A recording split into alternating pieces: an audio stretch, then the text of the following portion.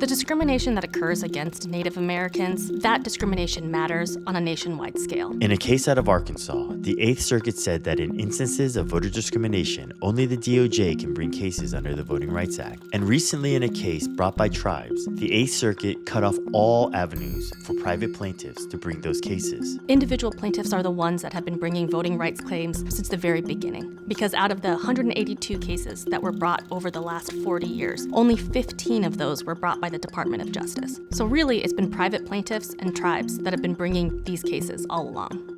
North Dakota has a long history of discriminating against Native Americans. I think the biggest thing that we're facing right now in North Dakota with voting rights is really around redistricting. After every census, state and county officials redraw district lines to reflect population changes. During the last redistricting process, the MHA Nation pushed hard to secure fair maps for their members. As a result, an MHA woman won a seat representing her community in the state legislature for the first time. But North Dakota officials would not let this stand, and the Secretary of State has subsequently abandoned its defense of the fair map. In another part of the state, the legislature started with a discriminatory map that would have cut Native majority seats to one representative. For the first time since 1990, there was no Native American representation in the North Dakota Senate. After the tribes won a trial, North Dakota appealed to the 8th Circuit, which has been issuing unprecedented voting rights opinions. This type of discrimination is meant to communicate to Native Americans that they're not welcome in this political process. It's a part of American history. And unfortunately, what we're seeing